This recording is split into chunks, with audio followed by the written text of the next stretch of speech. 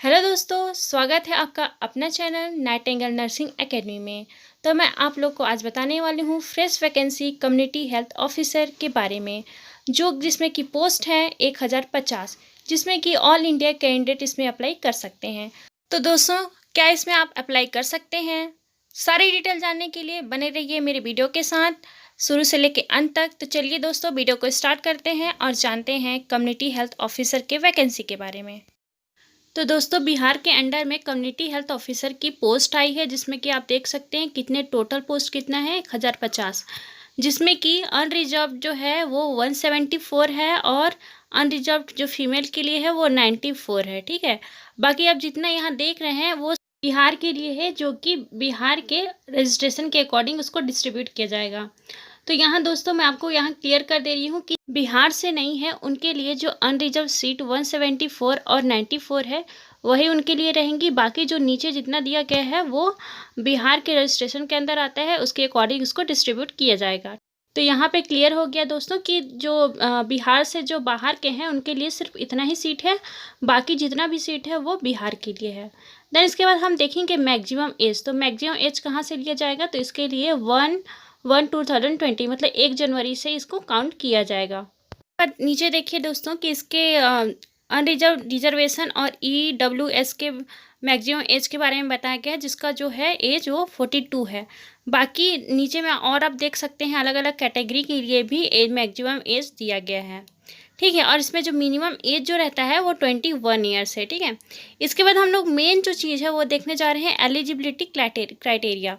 तो इसमें क्या है, एलिजिबल कौन है इसके लिए? तो जो working regular staff nurse GNM and BSc nursing under the government of Bihar. ठीक है, तो जो GNM और BSc नर्सिंग जो बिहार के अंडर में ही है, जो कि वर्किंग कंडीशन में है, रेगुलर वर्क कर रही हैं, वो इसके लिए एलिजिबल है। देन सेकंड क्या है दोस्तों, working contractual staff nurse GNM and BSc nursing under the NHM government of Bihar. मतलब गवर्नमेंट ऑफ बिहार के अंडर में अगर कोई कॉन्ट्रेक्चुअल स्टाफ है, उसके बेस पे अगर वर्क कर रहा है GNM या BSc नर्सिंग के, तो उसको भी ये एलिजिबल है इस जॉब के लिए। ठीक है, तो था जब आप वर्क कर रहे हैं। अगर आप वर्क नहीं कर रहे हैं, अगर आप BSc नर्सिंग अभी करके निकले हैं या GNM अभी करके निकले हैं, तो उसके लिए आपको क्या चाहिए? तो इसके लिए क्या है, general nurse and the midwifery from a recognised institute bachelor of the science in nursing from a recognised university and institution. Candidate should have the permanent registration with any state nursing council. ठीक है, तो इसके लिए जो GNM है और या फिर BSc नर्सिंग है, अगर अभी वो पढ़ाई करके निकले हैं, तो इसके लिए क्या चाहिए कि GNM का डिप्लोमा चाहिए एंड BSc नर्सिंग का डिग्री चाहिए। ठीक है, इसके साथ उनके पास क्या होना चाहिए? परमानेंट रजिस्ट्रेशन नंबर होना चाहिए स्टेट नर्सिंग काउंसिल का। ठीक है, किसी भी स्टेट का स्टेट नर्सिंग काउंसिल का जो होना चाहिए रजिस्ट्रेशन उनके पास परमानेंट होना चाहिए, तो एलिजिबल हैं इस जॉब को फिल करने के लिए। ठीक है, तो इससे जाहिर है दोस्तों कि इस जो CHO का जो फॉर्म है वो पूरा ऑल इंडिया इसमें फिल कर सकता है। बस इसमें क्या चाहिए, GNM की डिप्लोमा चाहिए और BSc की डिग्री चाहिए, और इसमें एक्सपीरियंस की भी ज़रूरत नहीं है। बस आप जिस स्टेट में रह रहे हैं वहाँ का आपका परमानेंट स्टेट नर्सिंग काउंसिल का एक रजिस्ट्रेशन नंबर होना चाहिए, तो आप इसमें आराम से क्या कर सकते हैं, फॉर्म को भर सकते हैं।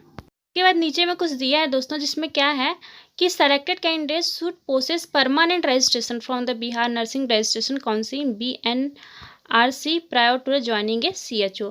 अगर वो CHO ज्वाइनिंग कर रहे हैं, तो उसके लिए अगर आप दूसरे स्टेट से हैं, तो उस स्टेट का जो रजिस्ट्रेशन है उसको आपको कन्वर्ट कराना पड़ेगा बिहार नर्सिंग रजिस्ट्रेशन काउंसिल से, BNRC से। तो ये बहुत ईजी टास्क है दोस्तों, आप इसको कर सकते हैं और आप वहाँ परमानेंट जॉब कर सकते हैं। तो इस प्रकार दोस्तों, आप बिहार के हो या फिर इंडिया के कोई किसी भी स्टेट से हो, आप इस एग्ज़ाम को दे सकते हैं। ठीक है, इसके बाद चलते हैं दोस्तों कि कौन एलिजिबल जो कैंडिडेट है वो किस वेबसाइट पे इस फॉर्म को फिल कर सकता है। ठीक है, तो यहाँ पे आप देख सकते हैं कि वेबसाइट दिया गया है, जिसका डेट जो है वो बिफोर द 14 जुलाई। ठीक है, 14 जुलाई 2020 में 6 PM तक इसका डेट है, लास्ट डेट जहाँ तक आप इसको फॉर्म को भर सकते हैं। और इसमें देख लीजिए एप्लीकेशन जो फ़ी है उसमें क्या है, जो अनरिजर्व जो कैंडिडेट है उनके लिए 500 है, और जो रिजर्व कैंडिडेट है मतलब कि जो बिहार वाले हैं उनके लिए 250 रुपये है। ठीक है, और जो फ़ीस है उसको ऑनलाइन ही पेमेंट किया जाएगा और एग्ज़ाम भी जो है वो ऑनलाइन ही होगा, ठीक है। तो यहाँ जो फाइनल सिलेक्शन होगा वो रिटन टेस्ट के थ्रू होगा, जो कि कंप्यूटर बेस्ड पे रहेगा, ठीक है। इसके बाद हम नेक्स्ट देखते हैं कि जो इसमें जो सीबीटी का मतलब क्वालिफिकेशन जो रहेगा, मिनिमम क्वालिफिकेशन, उसमें 30% जो है ओवरऑल इसमें मार्क्स होना चाहिए, तभी वो इस एग्ज़ाम में क्वालिफाई होगा। इसके बाद हम नेक्स्ट देखते हैं दोस्तों, आफ्टर सेलेक्शन क्या होगा।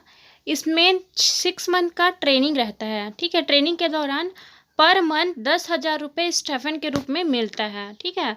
और यहाँ देख लीजिए कि सीएचओ की जॉब के लिए जो पेमेंट है वो है 25,000 रुपये पर मंथ, ठीक है। और इसमें 15,000 रुपये और दिया जाता है इंसेंटिव्स के रूप में, मतलब कुल मिला के आपको 40,000 रुपये मिलेगा, ठीक है। तो और इसमें एक और पॉइंट देख लीजिए दोस्तों कि अगर आप इसमें आफ्टर मतलब इसमें 3 साल का सीएचओ में आपको वहाँ जॉब करना पड़ेगा। अगर वो आप किसी भी कारण से वहाँ आप छोड़ रहे हैं तो उसके लिए आपको फिर बॉन्ड को फुलफिलमेंट करना पड़ेगा। जो भी बॉन्ड में जो भी पेनाल्टी रहेगा उसको आपको फुलफिलमेंट करना पड़ेगा। तो ये सब बातों को ध्यान देते हुए आप इस जॉब में फॉर्म भरें दोस्तों।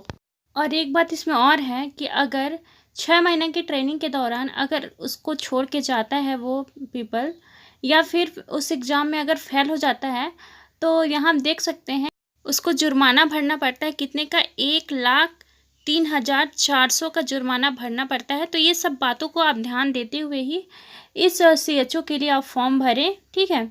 तो दोस्तों अभी आपका सभी डाउट क्लियर हो गया होगा कि इसमें सब पूरे इंडिया वाले इसमें जॉब में भर सकते हैं, और ख़ासकर बिहार वाले। तो दोस्तों आज का वीडियो आपको कैसा लगा, प्लीज़ लाइक कमेंट ज़रूर करिए, और अगर नए दोस्त हैं तो मेरे चैनल को सब्सक्राइब ज़रूर कर दीजिएगा।